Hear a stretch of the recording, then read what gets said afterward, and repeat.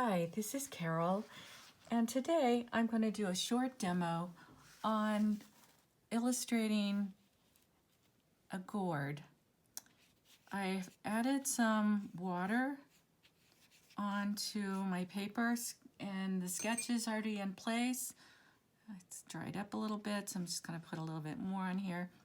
Now I'm using a spectrum yellow with just a little bit of yellow ochre in it, and I'm going to carefully apply that all over.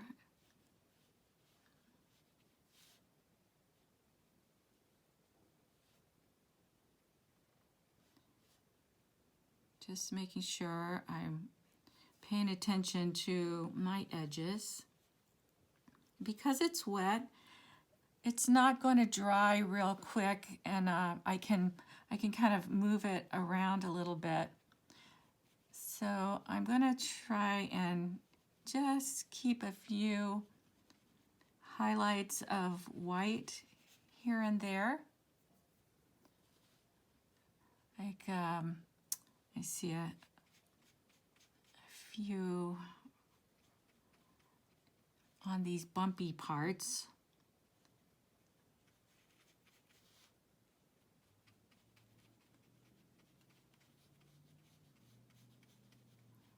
All right, so now I've got a nice yellow base to work with. I think I'm gonna just make it a little bit darker, especially in these lower areas and up around here. All right, and we're gonna just wait a minute while that dries. Now it's pretty much dry, so I'm gonna go in and start building up the color because I want it to be a lot bolder than what you're seeing here.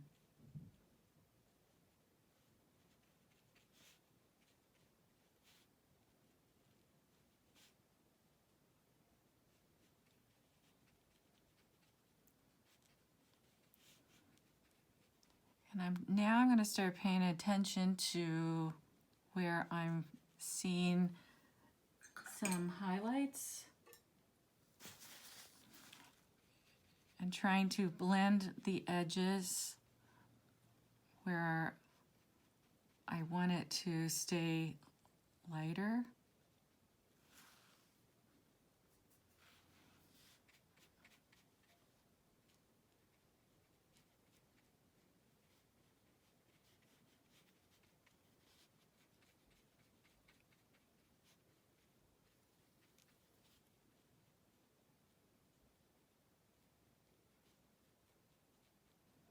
As you can see, I'm kind of just dotting it on in some of these spots.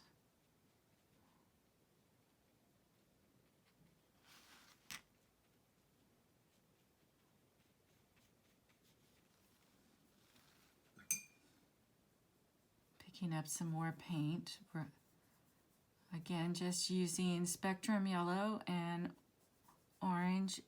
yellow ochre. So I get a nice, it's a little too dark, so I have to put some more yellow in it. That's a little better.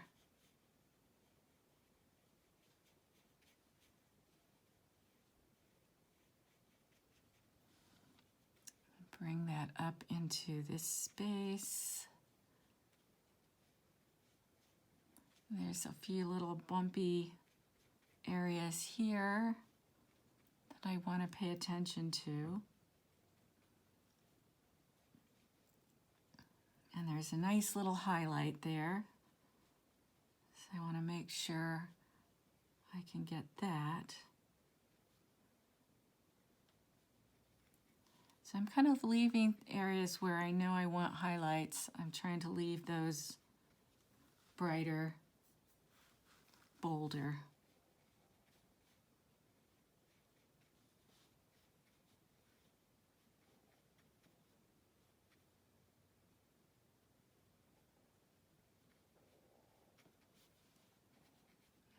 just filling this in as I go around. You can see the color is much bolder than that first underpainting color.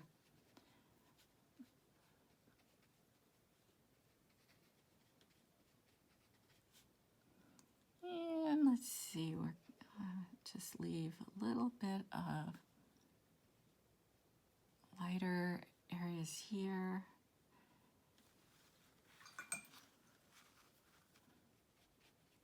Blend that a little bit. Now I think I'm gonna make the darker center area there. I'm gonna take a little burnt sienna and mix some indigo into it to make a darker kind of brown. And whoops, it is not dry around there, so I have to be very careful.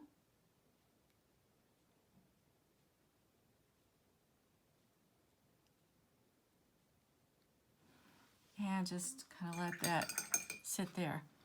Now I'm going to add in the stripes, which I'm creating with yellow orange lake light and my spectrum yellow with the yellow ochre. So basically what I had before, except now I'm adding in the orange over some of the areas I've already painted. So because I'm putting this over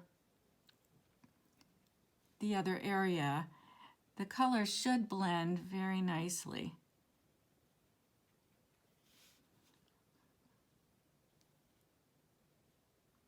This brush doesn't have a very good point anymore, which is kind of going to give me some trouble here.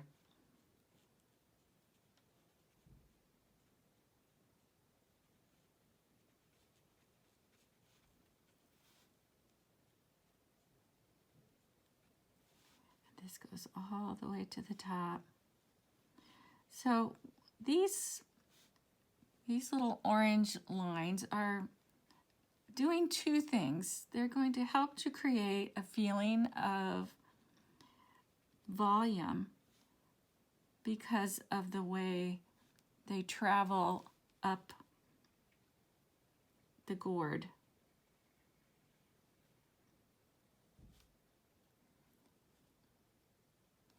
And they also add color and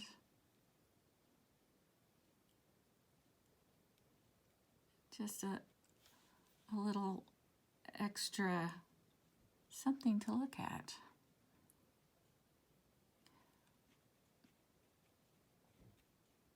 But it tends to go over your other paint nicely if you fill it in like this.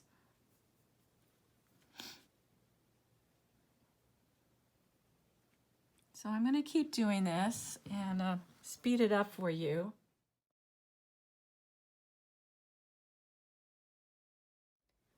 Now I've got my basic color and I'm going to start to add some shadow, which is going to give it more form. So I'm going to start right here. And this is very light. And I'm using just a very light wash of indigo blue. Now I want that to kind of stand out. So I'm going to bring it up in here and then through here.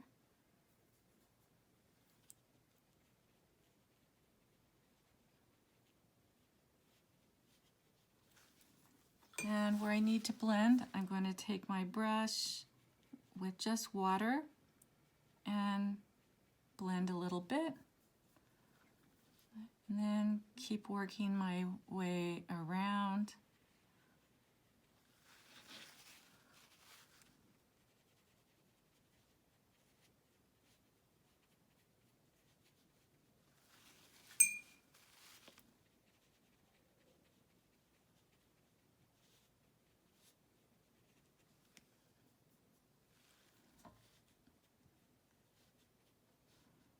And you're probably thinking it's looking too dark, but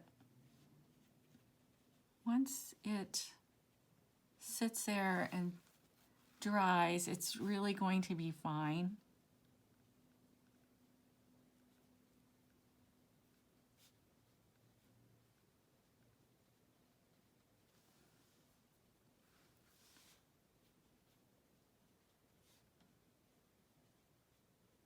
And it's just the indigo. Nothing else is in this right now. And now I'm going to blend this a little.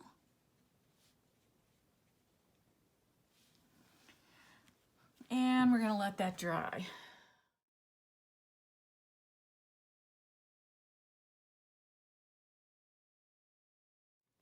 Now I've put a very faint outline around everything, and I'm going to continue to add some color, building and blending as I'm going along.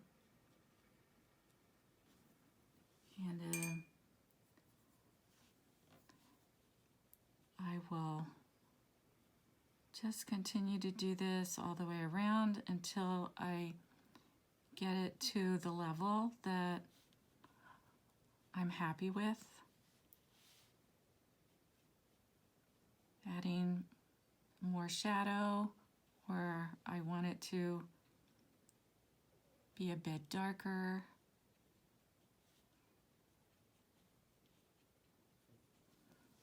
And blending where I need to have it blend.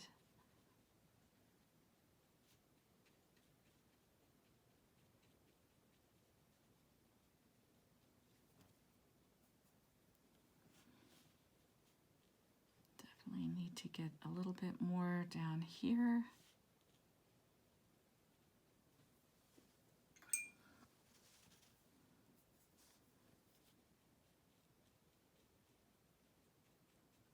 Blending it with the yellow. So I'm going to keep working on this, working my way around, and I'll be back soon.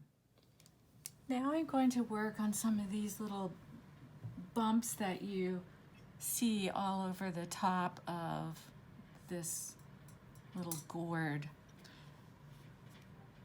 So to create those bumps, we're again talking about something that has shape and volume. So I'm taking a brown that I made with my indigo blue and some burnt sienna, and I'm just going to kind of create this little area of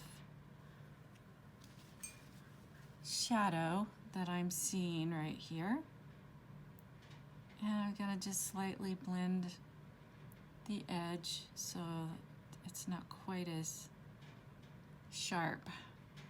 And then on the other side, there's another very, very faint amount of a more bluish shadow, which then I'm going, whoops, too much water. Can always blot. So I'm going to take that and kind of blend it into this background, and then add in some of the orange so that it kind of all blends together and you don't really see a lot of that color. So now it's looking pretty bumpy. I'm going to go in with a little of the yellow. It's a little too orange. You always have to be adjusting the color.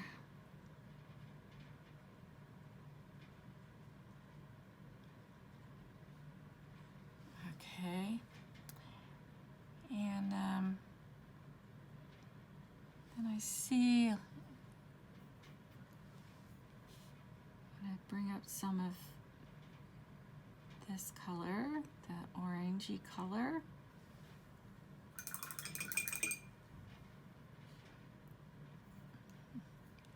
And I wanted to kind of get that little highlight there, so I'm kind of going along this edge, blending as I go.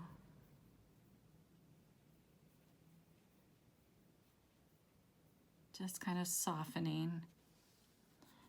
And then it does get pretty dark just right in here. I'm going to hit it one more time with a little bit of the dark brown that I mixed up.